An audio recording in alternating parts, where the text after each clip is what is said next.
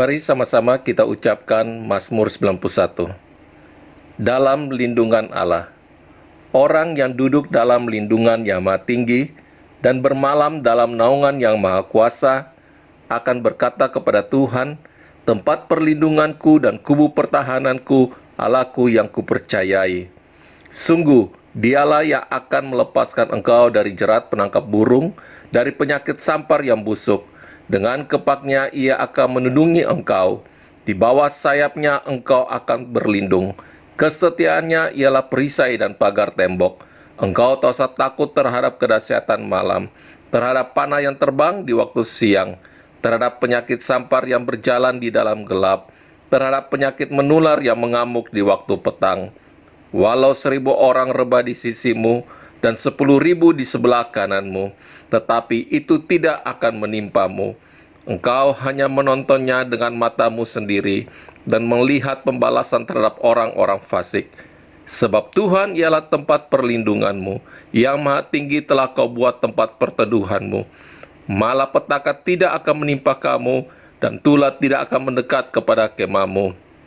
Sebab malaikat-malaikatnya akan diperintahkannya kepadamu untuk menjaga engkau di segala jalanmu.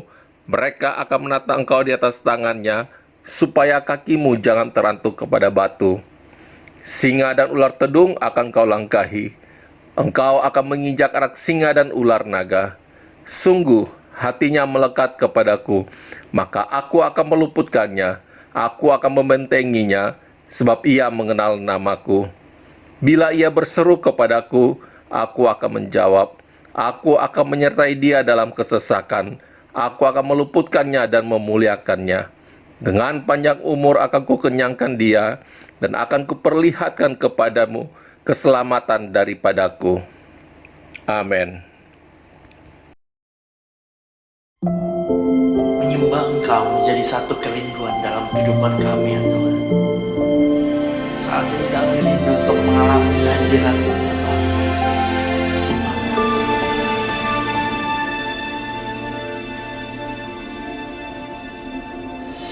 Engkaulah kekuatan,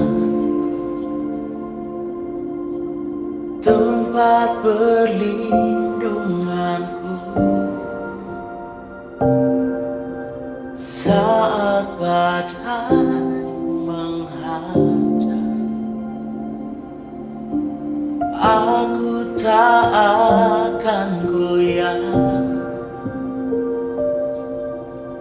aku tak akan goyah, sebab Kau sertaku. Mari sekali lagi sama-sama katakan, Engkaulah kekuatan, tempat perlindunganku saat badai menghadang. Aku tak akan goyah sejauh langit dari bumi. Begitu besarnya kasih-Mu, penuhi hati kami yang rindu menyembah-Mu. Yesus, sejauh langit dari bumi, begitu besarnya kasih-Mu. Kaulah Tuhan, kekuatanku, sukacitaku. Sama-sama berikan kemuliaan buat Tuhan. Terima kasih. Sekali lagi sama-sama angkat suara.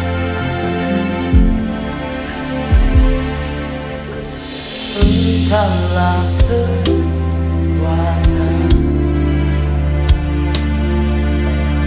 tempat perlindunganku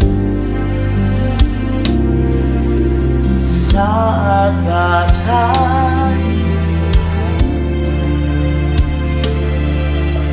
aku tak akan goyah sejauh langit dari bumi. Begitu besarnya kasih, penuhi hati kami yang rindu menyembah-Mu, Yesus. Sejauh langit dari bumi, begitu besarnya kasih-Mu. Kaulah Tuhan, kekuatanku, sukacitaku.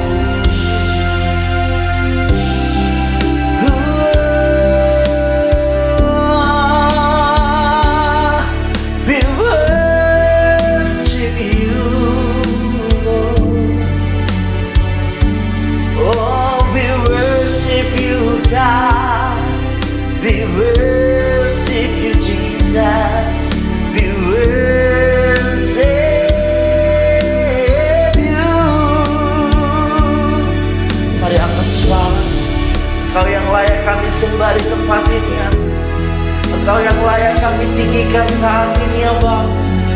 Terima kasih, oh God.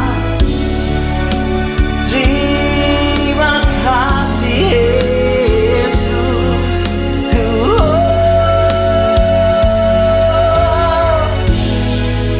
Inilah yang ku renungkan setiap waktu. Nyanyian pujian dan pengagungan kepadamu.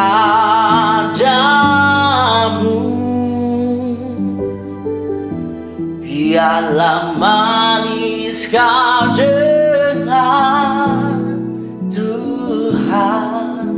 Manis kau dengar, Tuhan.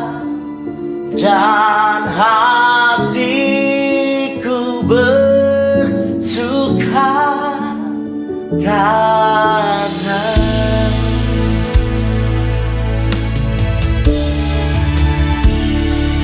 ya Tuhan, aku hendak bernyanyi bagi-Mu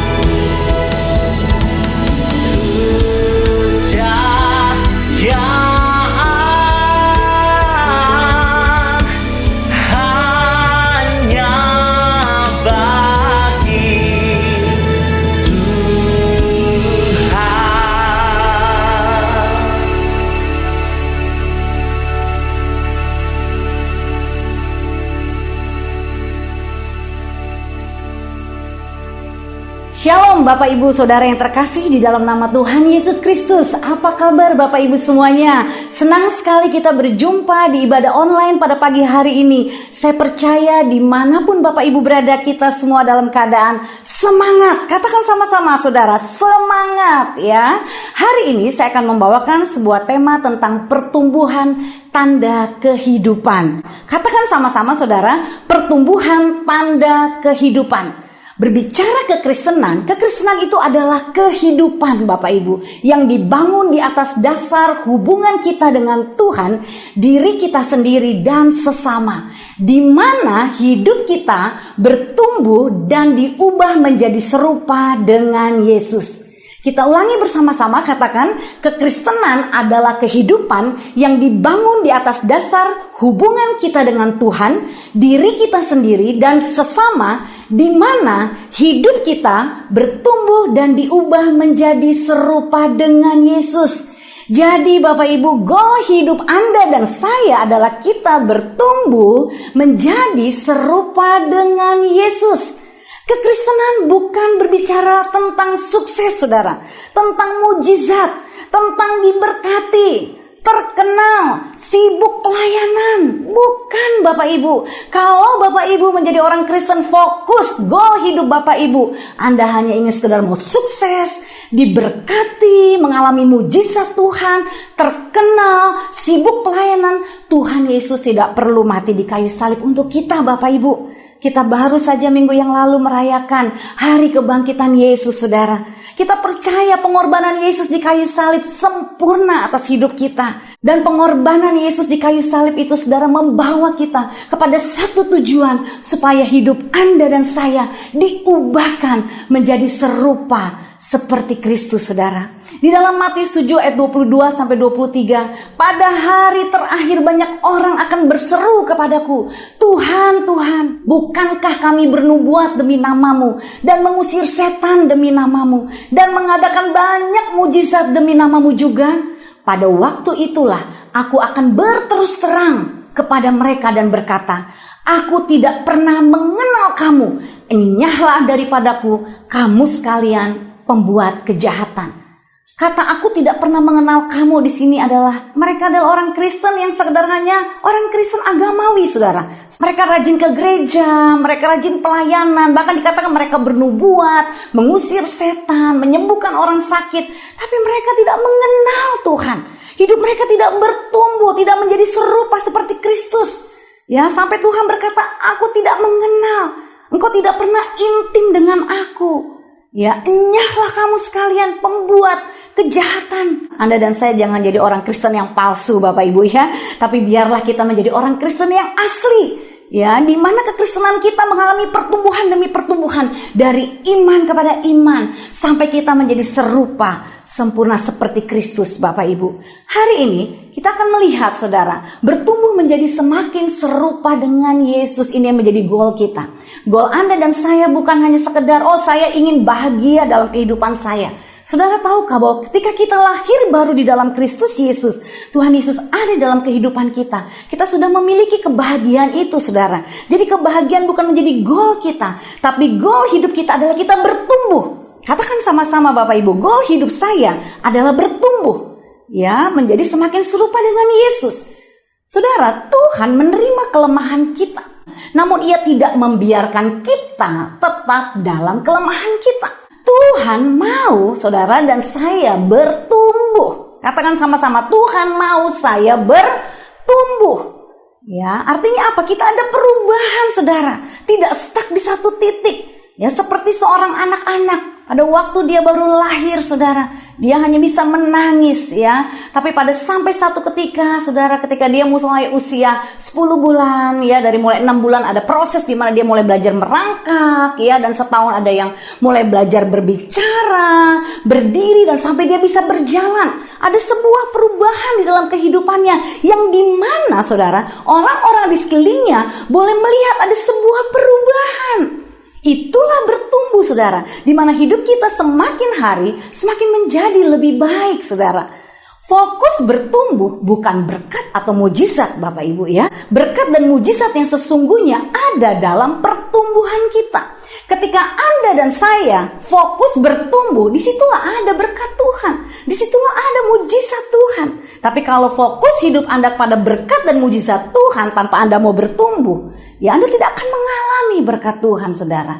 Di dalam Galatia 4 ayat 1, yang dimaksud ialah selama seorang ahli waris belum akil balik, sedikit pun ia tidak berbeda dengan seorang hamba. Sungguh pun ia adalah tuan dari segala sesuatu. Berbicara akil balik adalah sebuah proses dari anak-anak menuju kepada satu kehidupan yang menjadi dewasa, saudara.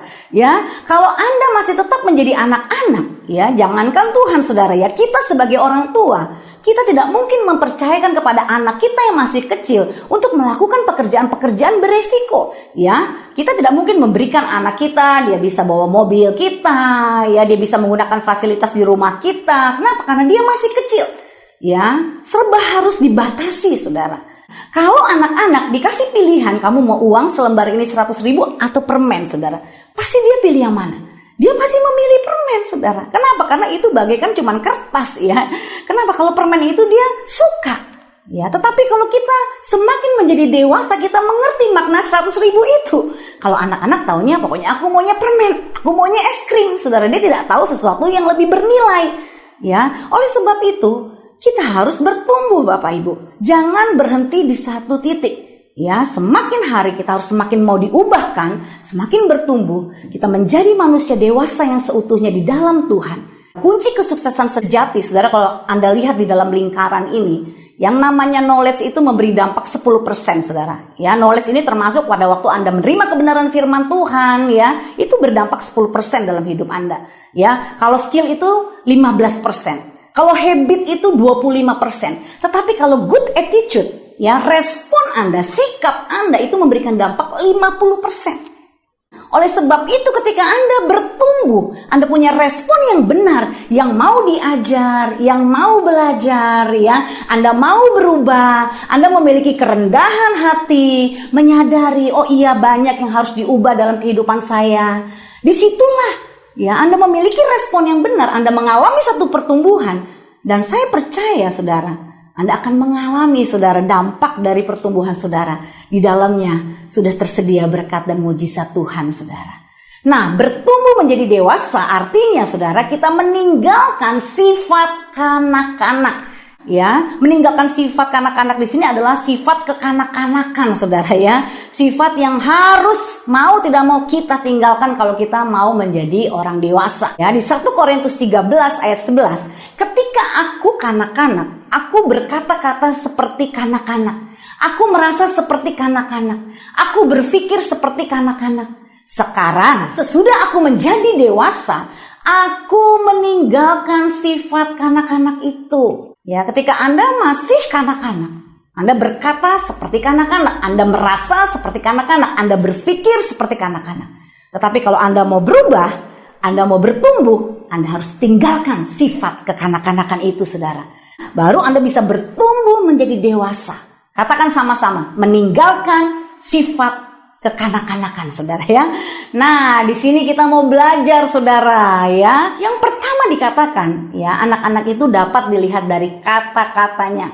Ya, kalau kita melihat anak-anak itu kalau ngomong apa, saudara? Asal ngomong tanpa dipikir. Yakobus 1 ayat 26 berkata, jikalau ada seorang menganggap dirinya beribadah tapi tidak mengekang lidahnya, ia menipu dirinya sendiri, maka sia-sialah ibadahnya. Ya, banyak orang, saudara, secara usia, ya, sudah dewasa, bahkan sudah tua, ya, saudara, ya, di atas mungkin 40 tahun, 50 tahun, tapi cara dia berkata-kata seperti anak-anak, saudara. Ya, dia tidak peduli, ya, bagaimana perasaan orang yang diajak ngomong, ya, menusuk, ya, mencaci maki, kata-kata kotor, ya. Ada seorang suami sharing kepada suami saya, aduh Pak Doni, saya tidak menyangka sama sekali, ya, kalau Bapak tahu bagaimana istri saya di rumah, kalau ngomong Pak setajam silet, ya, waduh, tajam tuh ya, silet, nyelekit di hati, ya. Tapi kalau pelayanan, saudara, Ini suaminya sendiri yang cerita.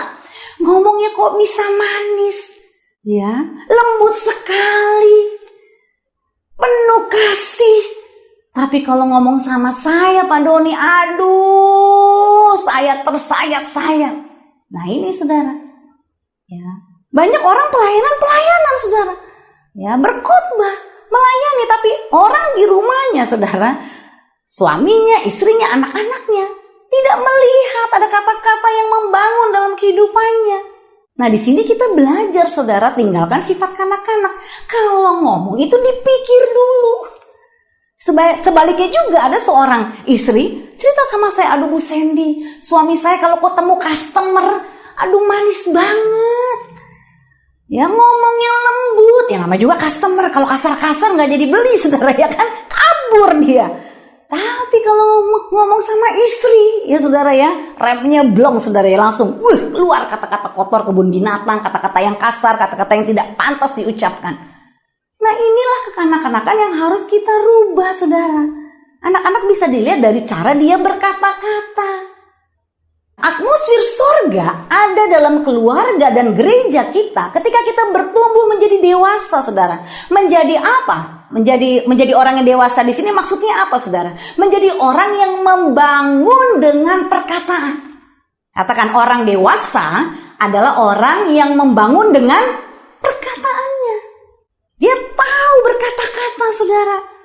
Dia menghargai suaminya, dia menghargai istrinya, dia menghargai anaknya. Ya, karena orang yang dewasa ini saudara, dia sudah tidak lagi saudara ingin membuktikan dirinya, mencari pengakuan, pembuktian diri, pujian, penghargaan. Makanya pada waktu dia menjadi dewasa, dia tidak ada lagi menuntut dari orang. Dia punya hati memberi, dia punya hati mau membangun hidup orang lain. Di mana orang-orang yang di sekelilingnya merasakan saudara, kalau udah ngomong sama orang ini, wah, yang tadinya putus asa jadi semangat saudara ya, yang tadinya udah mau bunuh diri, wah jadi bertobat mengalami Tuhan saudara. Kenapa itu?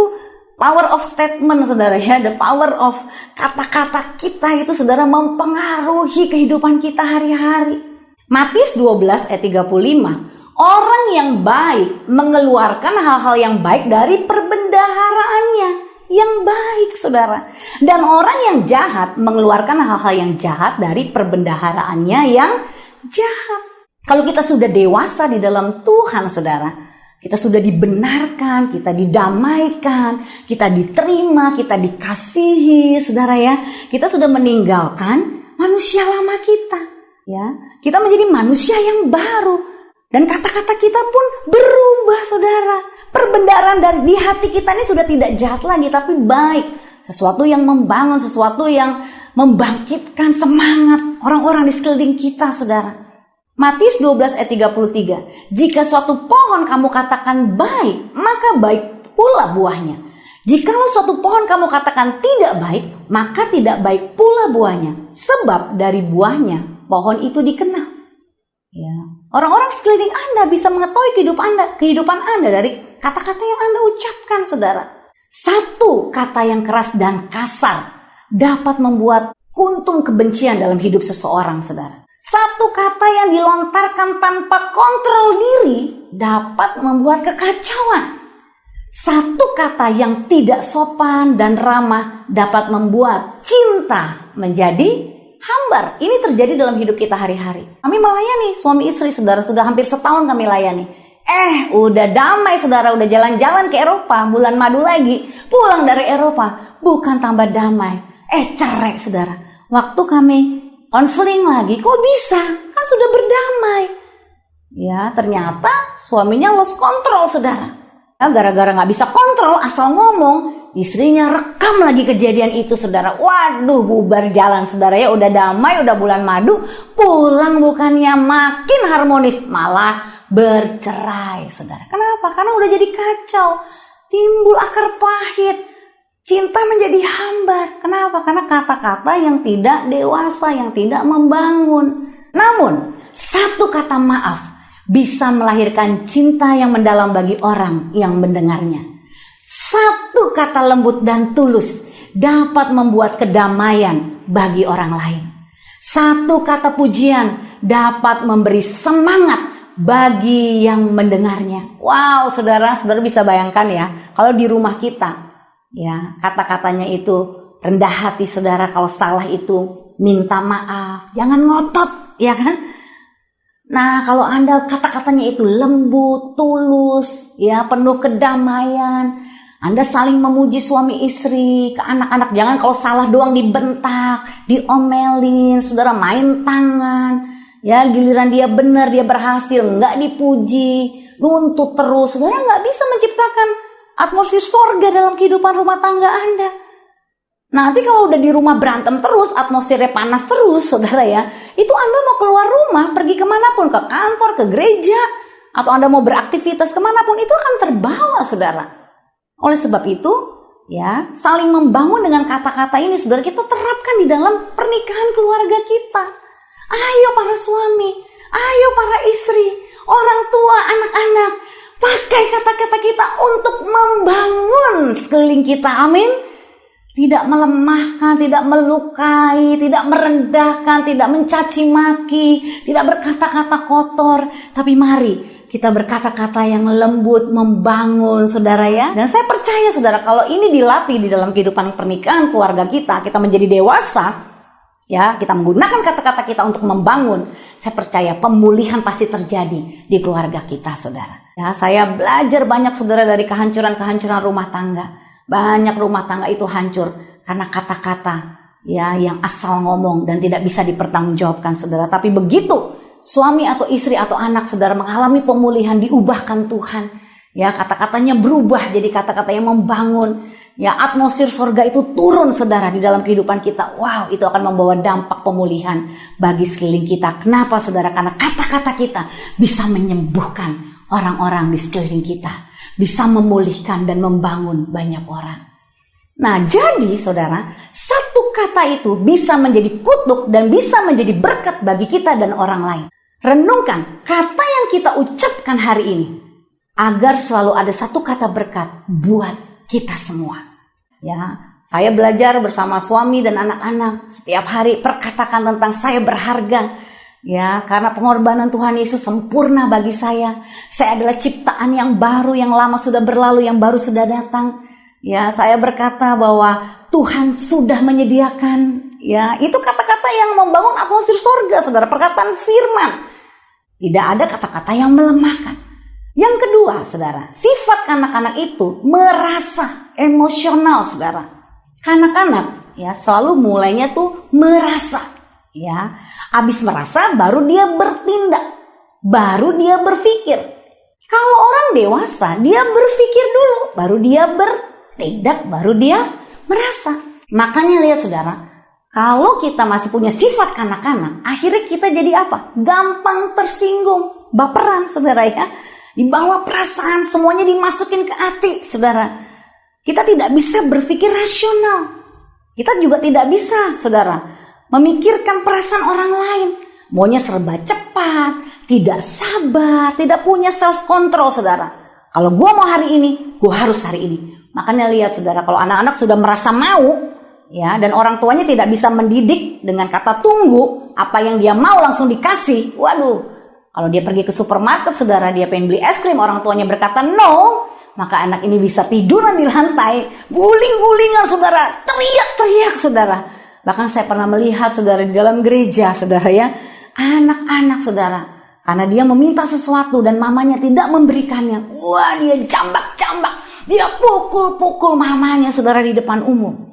Itu anak-anak, ya, dia ikutin apa yang dia mau, gak punya daya tahan saudara ya untuk menguasai dirinya. Nah ini di sini kita belajar saudara, jangan apa-apa kita bergerak dikuasai perasaan kita.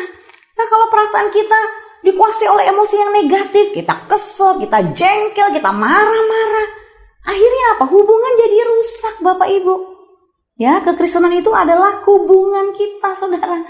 Nah kalau hubungan sudah rusak, suami kita gak betah di rumah, atau istri kita gak betah di rumah, anak gak betah di rumah. Kenapa? Karena semua serba sensi kan. Kalau ketemu sama orang sensi terus kan jadi gak enak saudara, gak nyaman saudara. Akhirnya semua bubar jalan, gak ada yang betah di rumah saudara. Makanya saudara di pandemi ini bagus saudara, itu melatih kita. Untuk kita sama-sama di rumah belajar mengontrol ya emosi kita, perasaan kita. Ya, coba kita jangan ikutin maunya kita. Nggak bisa lagi saudara kalau kita mau menjadi dewasa di dalam Kristus tuh hidup suka-suka gua, mau-mau gua. Ya, kita mesti hidup suka-suka Tuhan, maunya Tuhan. Ya, jangan semuanya untuk saya, maunya gue begini, harus begini. Nggak bisa lagi saudara, tinggalkan sikap kanak-kanak itu. Nah, yang ketiga, sifat kanak-kanak itu adalah berpikir saudara. Ya, tidak dewasa, ya, karena tidak mau mengambil tanggung jawab. Artinya apa? Pikirannya itu egois, cari selamat. Pokoknya untungnya buat saya apa? Dia serba memikirkan apa yang menjadi kepentingan dirinya. Boro-boro mau mikir kepentingan orang lain saudara ya. Seperti contohnya Adam saudara. Dia melemparkan tanggung jawab. Waktu di Kejadian 3 ayat 11 sampai 12. Firman-Nya, siapakah yang memberitahukan kepadamu bahwa engkau telanjang? Apakah engkau makan dari buah pohon yang kularang engkau makan itu? Manusia itu menjawab, perempuan yang kau tempatkan di sisiku, dialah yang memberi dari buah pohon itu kepadaku, maka aku makan. Artinya apa saudara? Dia nggak mau disalahin. Setiap menghadapi konflik, setiap menghadapi masalah, dia selalu menyerang. Perempuan yang kau tempatkan di sisiku. Dia melemparkan tanggung jawab. Makanya saudara, kita merayakan Jumat Agung dan Hari Paskah. Di mana disitulah kita melihat keteladanan Tuhan Yesus. Tuhan Yesus mengambil tanggung jawab. 2 Korintus 5 ayat 21 berkata, dia yang tidak mengenal dosa telah dibuatnya menjadi dosa karena kita, supaya di dalam dia kita dibenarkan oleh Allah. Tuhan Yesus tidak berdosa saudara, tapi Tuhan Yesus mengambil tanggung jawab. Dia mati karena kita saudara, dia menebus kita. Dia tidak menyalahkan kita. Kalau Tuhan Yesus menyalahkan kita saudara, mati kita semua binasa. Jadi saudara, kita belajar di sini. Kita tinggalkan sifat anak-anak itu adalah apa saudara? Kita belajar ya, dari mulai pola pikiran kita, perasaan kita, perkataan kita, perbuatan kita. Kita latih setiap hari, terus menerus dibaharui supaya kita menjadi dewasa di dalam Tuhan. Nah, bagaimana saudara meninggalkannya? Saudara, sifat kanak-kanak ini kita mau belajar sama-sama. Ya, harus lewat satu hal, yaitu lewat setiap masalah dan konflik. Ya, katakan sama-sama, konflik itu bagus saudara ya. Masalah itu bagus ya. Kenapa? Karena kita harus belajar saudara, melihat setiap masalah, konflik itu adalah sebagai alat Tuhan untuk mendewasakan kita. Ya, justru waktu ketika kita mengalami masalah saudara, kita mengalami sesuatu hal di mana kita harus berubah dalam kita berespon. Dulu saya dan suami saudara, kalau sudah berbicara soal keuangan, itu pasti berantem. Wah, saya merasa kesal, saya merasa jengkel, ya. Saya maunya begini, suami saya maunya begini. Jadi kita kalau udah ngomongin soal duit, ribut kayak ada setannya. Dulu saudara ya, masa-masa di mana kami diproses dalam hal keuangan. Kami saling menyalahkan, saling melempar kesalahan saudara ya. Dan akhirnya bubar jalan, tidak jadi berdiskusi saudara ya. Tapi puji Tuhan, ya, ketika kami bertumbuh, ketika kami belajar menjadi dewasa, saudara, kami tidak lagi saling menyalahkan, saudara. Ya, hari ini kadang-kadang kami juga ada menangani ya, mengalami masalah keuangan, tetapi respon kami berbeda. Mungkin kami sudah buat budgeting sesuai pengeluaran yang sudah kami tentukan, pada prakteknya di perjalanan berubah, saudara. Kalau dulu bisa ribut, saudara. Tapi hari ini kami melihat ini baik, supaya kami bisa lebih belajar lagi mengelola uang. Ya, dalam mendidik anak pun seperti itu. Dulu saya hanya maunya menuntut anak, ya menyerang anak. Tapi hari ini saya belajar apa yang saya bisa berikan buat anak saya. Contoh keteladanan apa? Ketika saya salah, saya harus mengakui, minta maaf. Jangan jadi orang tua yang otoriter. Pokoknya yang namanya anak ya tetap salah. Nggak bisa Bapak Ibu. Apalagi anak milenial zaman sekarang saudara. Kalau Anda ngotot-ngototan, mereka nggak akan bisa nyaman dekat Anda. Makanya berapa banyak anak-anak remaja yang jatuh di dalam dosa saudara. Mereka tertutup, mereka nggak akan nyaman ngomong sama orang tuanya. Kenapa? Karena orang tuanya tidak bertumbuh menjadi dewasa. Ketika anaknya terbuka, jujur, dimarahin saudara. Ketika anaknya bohong pun dimarahin, anaknya bingung. Ya, sampai banyak anak remaja bilang, "Kak, saya ini selalu merasa serba salah. Apapun yang saya buat di mata papa mama saya selalu salah. Saya harus bagaimana? Saya jujur dimarahin, saya bohong dimarahin." Nah ini, orang tua kita juga harus bertumbuh. Makanya kita diizinkan mengalami konflik demi konflik, perbedaan demi perbedaan di dalam keluarga kita, di dalam kejemaatan. Ya, kita sama-sama mengenali berbagai macam karakter orang, itu bagus saudara. Itu mendewasakan kita. Nah, kalau Anda setiap konflik lari, ya Anda nggak akan bisa menjadi dewasa. Ingat saudara, mau tidak mau setiap tahun umur kita semakin bertambah. Umur kita akan menjadi terus semakin bertambah tua. Tetapi untuk menjadi dewasa, itu tidak otomatis umur Anda bertambah lalu Anda menjadi dewasa. Anda harus mau belajar saudara, merendahkan hati Anda, meninggalkan sifat kanak-kanak Anda. Sadar saudara bahwa sifat kanak-kanak itu adalah menghambat untuk kita semua tidak dapat mengalami apa yang sudah Tuhan sediakan buat kita. Kita harus meninggalkan sifat kanak-kanak itu dan belajar menjadi dewasa seutuhnya di dalam Tuhan. Nah, cara yang pertama adalah saudara, untuk bertumbuh menjadi dewasa, Anda harus tertanam saudara di dalam komunitas saling saudara. Ya, makanya misi gereja kita adalah saudara, kita membangun pola pikir kerajaan Allah di dalam komunitas saling yang berpusat kepada Kristus. Ya, kalau Anda tidak punya komunitas, Anda tidak tertanam. Kata kuncinya yang pertama saudara, kalau Anda tidak tertanam, Anda tidak akan bisa bertumbuh. Bagaimana mau bertumbuh, tertanam pun tidak. Ya, Anda harus membuat keputusan hari ini. Tidak cukup Anda hanya berbicara punya mentor rohani, tapi Anda harus memutuskan ya di dalam juga rohani Anda punya bapak dan ibu rohani. Ya, jadi di atasnya mentor itu ada bapak dan ibu rohani saudara ya. Siapa bapak dan ibu rohani Anda? Anda harus tertanam, harus ada pengayoman. Ya, disitulah Anda belajar submission. Anda belajar untuk mau taat, mengikuti aturan, dituntun, diarahkan. Makanya banyak saudara, anak Tuhan, orang Kristen tidak mau tertanam. Akhirnya dia tidak pernah bisa menjadi dewasa. Tuhan mau kita tertanam. Kita bertumbuh di sebuah komunitas saudara. Untuk kita dididik firman Tuhan. Hanya kebenaran firman Tuhan yang bisa mendewasakan kita. Di Victory Mentoring Community saudara, sebuah grup ya mentoring yang ada saudara di gereja kami saudara. Di situ kami melihat saudara, sungguh-sungguh orang-orang yang mau saudara dimentor, diarahkan, komitmen, tertanam, apapun yang mereka rasakan, mereka tetap mengikuti proses mentoring ini saudara. Ya, pembapaan ini saudara, mereka sungguh-sungguh mengerjakan tugas-tugasnya, mau diarahkan, mau ditegur, mereka mengalami perubahan saudara. Ya, luar biasa. Banyak pernikahan yang hancur sekarang mulai dipulihkan. Banyak mereka yang punya persoalan keuangan, hutang segunung, sekarang saudara mulai bisa diatasi saudara. Tadinya mereka stres, mau bunuh diri, depresi, tapi hari ini ya secara masalahnya itu belum berubah, tetapi respon mereka berubah. Apa yang terjadi saudara? Karena ada pertumbuhan. Sekarang pengertian mereka akan kebenaran firman sudah menjadi dewasa saudara. Ya, apa yang dikerjakan saudara di waktu kita tertanam di sebuah komunitas yang berpusat kepada Kristus? Kita diarahkan untuk fokus kepada firman. Ya, makanya kalau anak-anak tuh kan dikasih makan susu, tapi kalau sudah menjadi dewasa dia harus dikasih makanan yang keras. Ya, dulu cuma diajar firman, dengar khotbah. Pada waktu mulai masuk tertanam saudara, mereka dilatih, ayo kamu mulai merenungkan firman, menulis firman, men-sharingkan firman. Ya, akhirnya dia mulai menggali kebenaran firman Tuhan itu sendiri Bapak Ibu ya. Nah, kalau Bapak Ibu masih cuman disuapin terus ya, firman Tuhan disuapin mulu, artinya Bapak Ibu dengar dari khotbah orang terus, tapi kalau di rumah Bapak Ibu tidak pernah meneliti, Bapak Ibu tidak pernah membaca firman sendiri, menggali firman sendiri, ya memperhatikan secara lebih detail, ya saudara nggak akan bisa menjadi dewasa. Orang-orang Kristen yang tidak dimentor, yang tidak punya bapak dan ibu rohani, mereka akan mengalami kendala dalam pertumbuhan imannya saudara.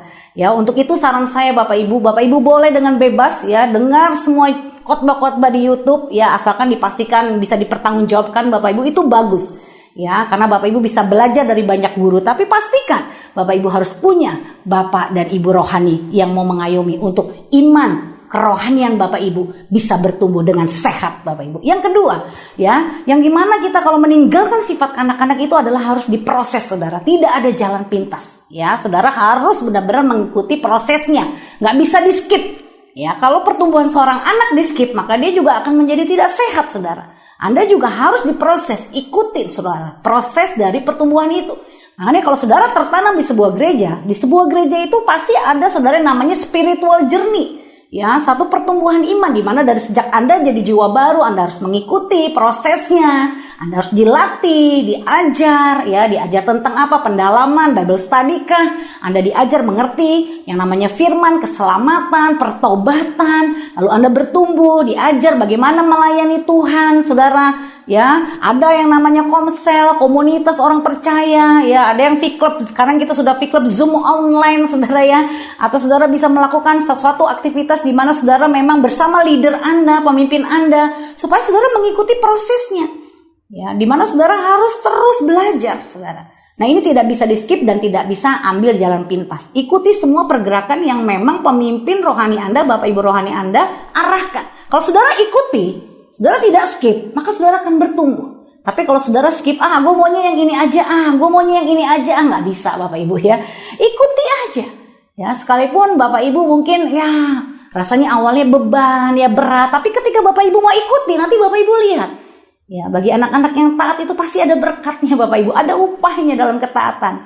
Ya, yang ketiga, bagaimana caranya kita meninggalkan sifat kekanak-kanakan itu, saudara, yaitu berani mengakui dan ambil tanggung jawab.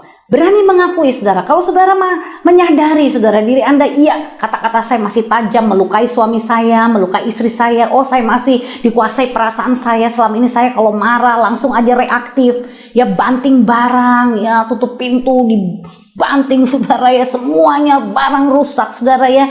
Akui, ambil tanggung jawab, saudara. Minta maaf, saudara. Ketika Anda mengakui, iya, saya masih sifat saya masih kanak-kanak, saya mau berubah Tuhan, bentuk saya Tuhan, saya mau bertumbuh. Anda akan melihat kuasa Roh Kudus itu menjamah, memulihkan jiwa Anda, dan Anda akan mengalami perubahan. Dan semua itu saudara-saudara lakukan di dalam komunitas. Jadi ada 3 hal, saudara, di mana kita mau belajar sama-sama untuk meninggalkan sifat kanak-kanak. Yang pertama adalah tertanam, yang kedua adalah ikuti prosesnya, dan yang ketiga adalah saudara berani mengakui dan ambil tanggung jawab. Roma 8 ayat 28 sampai 29 berkata, kita tahu sekarang bahwa Allah turut bekerja dalam segala sesuatu untuk mendatangkan kebaikan bagi mereka yang mengasihi Dia, yaitu bagi mereka yang terpanggil sesuai dengan rencana Allah. Sebab semua orang yang dipilihnya dari semula, mereka juga ditentukannya dari semula untuk menjadi serupa dengan gambar anaknya, supaya ia, anaknya itu, menjadi yang sulung di antara banyak saudara. Tuhan mau Anda dan saya bertumbuh menjadi dewasa, saudara. Tinggalkan sifat anak-anak itu. Mari kita menjadi dewasa di dalam Tuhan. Saudara akan mengalami semua penyediaan Tuhan yang sudah Tuhan siapkan bagi anak-anaknya. Kita ahli waris, saudara. Tuhan sudah menyediakan yang terbaik bagi kita, anak-anaknya. Mari kita berdoa. Bapa, kami percaya lewat kebenaran firman Tuhan hari ini, Tuhan, Kau mengajarkan kami umat-Mu untuk kami belajar, Tuhan, untuk bertumbuh. Kau mau kami meninggalkan semua kelemahan-kelemahan kami. Terima kasih Bapa di surga buat kebenaran firman-Mu hari ini. Kau mengajar kami untuk kami meninggalkan sifat kanak-kanak dan menjadi dewasa. Biar kebenaran firman-Mu termaterai dalam hati dan pikiran kami, sehingga hari ini Roh Kudus Engkau mencerahkan pikiran dan hati kami, sehingga kami, Tuhan, boleh mengalami pertobatan dalam kehidupan kami. Rohani kami boleh semakin bertumbuh menjadi kuat di dalam Tuhan, dan kami boleh menjadi dewasa di dalam Kristus. Kami percaya hari ini firman Tuhan yang sudah kami dengar akan memerdekakan hidup kami. Hanya di dalam nama Tuhan Yesus Kristus, mari kita yang percaya sama-sama katakan amin. Tuhan Yesus memberkati. Kami di dalam nama Tuhan Yesus, kami mengucap syukur Tuhan, terima kasih untuk firman-Mu yang kami boleh dengar hari ini. Terima kasih, biarlah firman-Mu boleh menjadi kekuatan buat kami Tuhan. Kami yang lemah boleh dikuatkan, kami yang sakit boleh disembuhkan, kami yang berbeban berat boleh memperoleh kelegaan dari Tuhan. Terima kasih, berkati hamba-Mu yang menyampaikan firman. Engkau urapi terus hamba-Mu dimanapun berada, perlindungan Tuhan sempurna atas hamba-Mu Tuhan. Terima kasih Bapak, kami juga berdoa saat ini untuk Gembala kami GBI, Bapak Insinyur Niko Notor Harjo beserta keempat wakilnya. Tuhan memberkati hamba-Mu, biar hikmat Tuhan terus ada pada mereka Tuhan, di dalam mengembalakan gereja GBI ya Tuhan. Kami juga berdoa buat GBI Wow Tuhan, buat hamba-Mu Tuhan, buat Gembala kami, Bapak Iwan Wijaya beserta Ibu Olay. Tuhan memberkati juga dengan keluarganya. Tuhan berkati usaha pekerjaan yang mereka lakukan, Tuhan buat berhasil. Tuhan, kami juga mau menyerahkan juga Tuhan untuk setiap kami jemaat-jemaat-Mu di GBI Wow. Tuhan memberkati. Tuhan, sekali lagi biar kiranya damai sejahtera sukacita Tuhan menyertai kami. Perlindungan yang dari Tuhan ada atas kami. Bapak, Mazmur 91, tetap jadi bagian dalam kehidupan keluarga kami masing-masing. Terima kasih, kami menyerahkan juga bangsa kami Indonesia ke dalam tangan-Mu Tuhan. Indonesia damai sejahtera. Di dalam nama Tuhan Yesus, kami mengucap syukur, kami mau serahkan doa kami di dalam nama Yesus. Haleluya. Amin. Shalom Ibu Bapak terkasih dalam Tuhan Yesus. Kita selesai sudah kita mendengarkan sharing firman dari Ibu Pendeta Sandi Sujak. Kita percaya bahwa firman itu tidak akan kembali dengan sia-sia. Kita begitu diberkati dengan semuanya sharing ini. Terima kasih Bu Sandy atas sharing ini, dan saya berdoa kiranya Tuhan terus menyertai dalam kehidupan Bu Sandy, keluarga, anak-anak, semuanya diberkati dalam nama Tuhan Yesus. Terima kasih juga teman-teman lain yang selalu mengikuti ibadah online ini, kiranya Engkau juga menyertai kami semuanya. Terima kasih Tuhan, terima kasih Roh Kudus. Sebentar kami akan selesai dan kami juga rindu untuk menerima berkat daripada Engkau. Mari kita menundukkan kepala dan kita akan menerima berkat dari Tuhan. Damai sejahtera sukacita dari Allah Bapa, kasih karunia dari Anaknya yang tunggal Tuhan Yesus Kristus, penyertaan yang manis dari Roh Kudus menyertai kita sekarang sampai selama-lamanya. Yang percaya kita sudah menerima berkat ini sama-sama katakan amin. Tuhan Yesus memberkati.